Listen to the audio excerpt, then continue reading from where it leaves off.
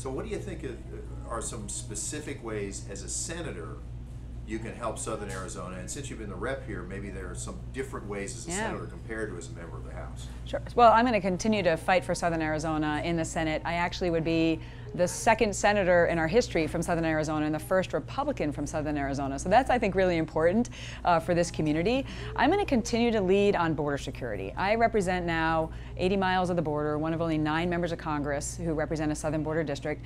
I chair the Border Security Subcommittee. I was given that leadership opportunity as a freshman because of my leadership and advocacy on border security.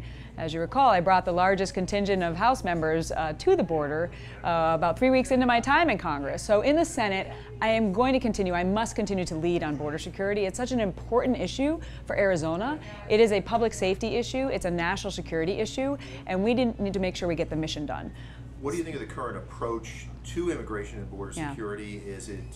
Are you pleased with it now, or the things you would change? Absolutely not, no. I mean, our border is not secure. And the ranchers and the border residents that I represent will tell you that every single day.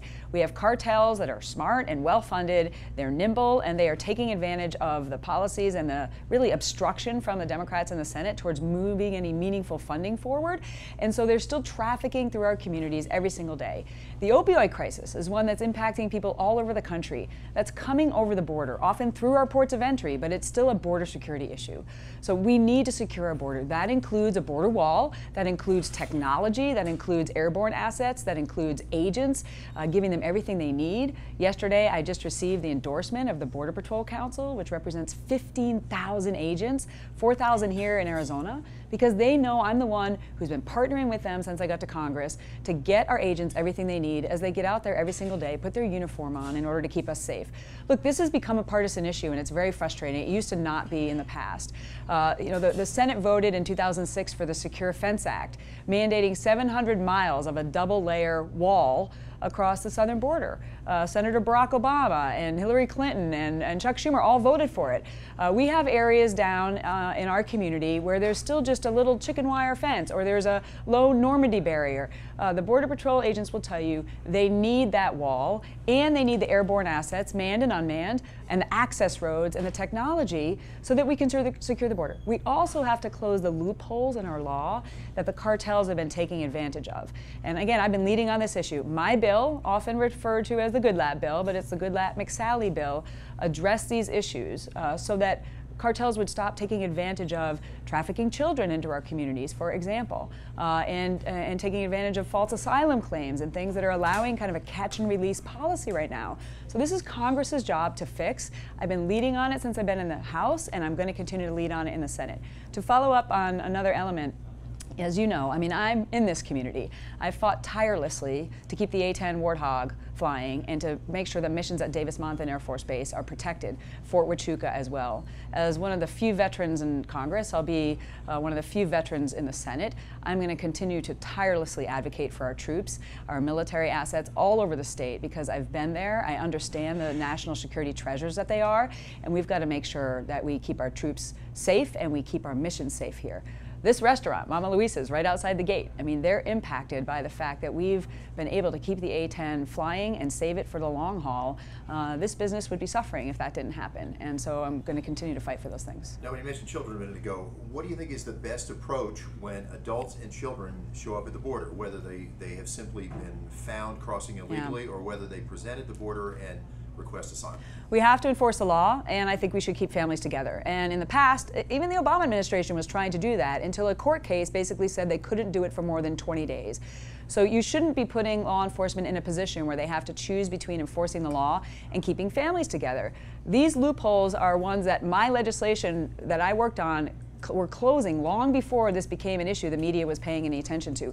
And we knew when we were watching that the cartels realized if you just have a kid with you, whether it's your kid or it's a kid you're trafficking, you're going to be able to be let go because of this loophole. We got to close the loophole, we got to enforce the law and keep families together while they're processed and sent back, basically. Now, just a couple of days ago, Pima County Sheriff said he draws a distinction between cross-border crime and immigration. Do you think there should be a split between those two? Well, look, there's border issues that are challenging for us for sure that's related to the crime activity and the cartel activity. there's also opportunity for cross-border commerce to come across. And Arizona has jobs that have been created for legitimate commerce back and forth with Mexico. We need to capitalize on those opportunities for more jobs in America. Modernizing NAFTA is something that has been a priority of mine. I've been working with the administration, keeping my eye on the ball on this, because there's an opportunity for that to be modernized in a way that actually is a win-win and benefits Arizonans to continue to grow our economy.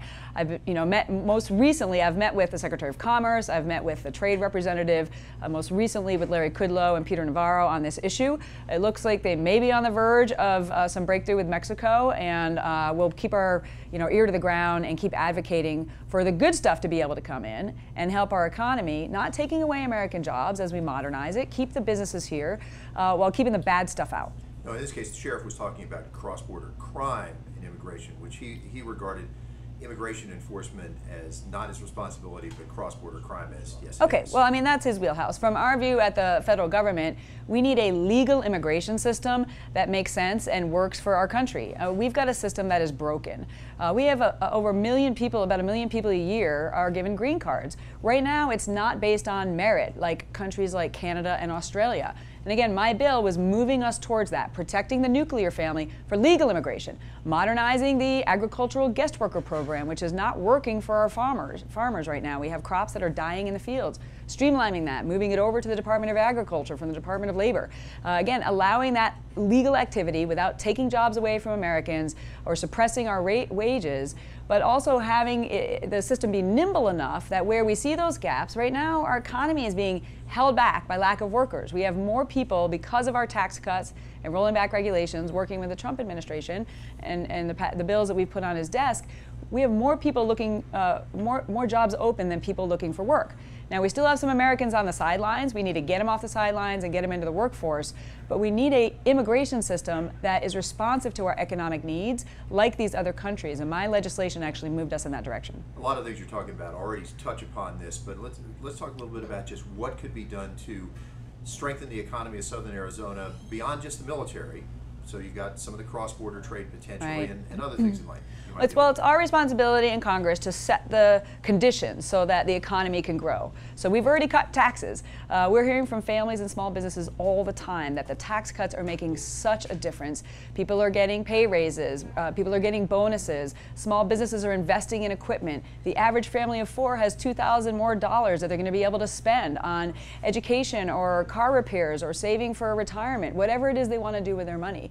So we've already set those conditions. We need to continue to keep taxes low, roll back some more regulations. Over the last decades, we've had more and more regulations that are hurting small businesses, and also advocate for the opportunity for businesses to come here. Not all my responsibility in the federal government to do that, right? Protecting and supporting our military bases is absolutely in that wheelhouse. Supporting infrastructure cross-border, which is also a security issue, but provides the opportunity for legitimate cross-border commerce. We could be a logistical hub here in Southern Arizona. So infrastructure is another one that's really important. For the long-term highway bill, I advocated for the Sonoran Corridor and I-11 and SR 189. These are all things that we were able to win on that really could be game changers for our economy here in Southern Arizona, and I'm going to keep advocating for those resources. Now, something that touches on business, domestic policy, foreign policy too, is tariffs. What do you think of the approach that the administration has taken on tariffs? Look, this administration has inherited a mess when it comes to these issues. I believe in free and fair trade. I'm deeply concerned about China. They have been cheating for a long time, and they are stealing our intellectual property. They are stealing our advances in technology that happen in America. They're either doing it legally because they make you have a joint venture if you come to do business in China, and then they just dry up your, the information that you and the advances that you've made as a business, or they do it illegally. They just hack in and take it. So that has to stop. And this administration inherited this. They are trying to go to bat in order to have it be more free and fair trade. We should have a goal of zero tariffs, zero non-tariff barriers, where countries like China are investing in companies in order to allow them to compete. So we got to address this issue, and I appreciate that this administration is taking on this very hard challenge. When it comes to NAFTA, it needed to be modernized. It was coming up on that. They've worked through the negotiations. I had been concerned through the process of getting a little bumpy at times, but I'm a little more optimistic now that we might be having a breakthrough soon so that we can lower those barriers so our economy can grow and prosper. I think we should be working with the EU to be going after China. And I think the breakthroughs that we've just had with them wanting to buy our liquid natural gas and our soybeans is a really good breakthrough for us to start lowering the barriers with the EU as well. What's the best way to approach the concerns of some of American business people who say, well, the retaliatory tariffs that have come down are really hurting us? Yeah, look, I'm concerned for collateral damage as well. Again, this administration inherited this mess. The economy is on fire right now. They're trying to do everything they can in order to mitigate through these negotiating processes, but negotiating from a position of strength and leverage so that in the end, it's going to benefit American businesses and American communities. So I'm keeping my ear to the ground. I'm over there talking to administration officials all the time, addressing concerns, and we need to keep fighting this fight that'll be better for American businesses in the end. What's your opinion of how the president has handled our allies on the international scale? Look, again, President Trump inherited a mess from the last administration where President Obama talked about leading from behind. And in the military, that's not called leadership at all. You know, that's called following. He allowed ISIS to just grow and metastasize in Iraq and Syria and export their terror to the European continent and homegrown terrorism here. Russia invaded its neighbors, China building islands in the South China Sea and militarizing them, North Korea continuing to move towards a nuclear capability that could hold an American city hostage, Iran having malevolent terrorist activity throughout the region and around the world. These are complicated issues, and by the way, in this Senate race, I'm the only one who has experience on national security. I have 2 master's degrees, 30 years of experience, 6 deployments to the Middle East and Afghanistan, 325 combat hours. It's important as a senator that you are well versed, that you can find our enemies on a map, and you're able to fight to make sure that we keep our country safe. And this administration is shaking things up. Doing things a little different. Insanity is doing things over and over again the same way and expecting a different result.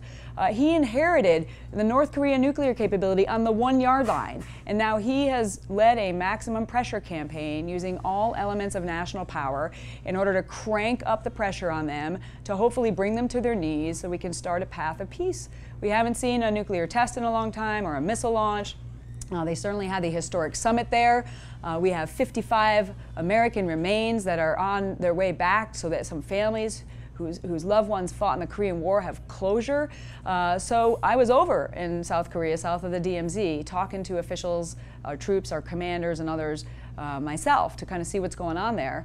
We've got to do something different while we keep the pressure on the diplomatic, the economic, and the military readiness to stop that threat from happening. For example, on Iran, the last administration was so desperate to get a deal with Iran that they didn't address very real national security issues of their ballistic missile development, the sunset clause in there, basically giving them a patient path to the bomb, and also that they're the largest state sponsor of terror that continues to fund terror activity in the region that's destabilizing and also a threat to our very close, strong ally, Israel.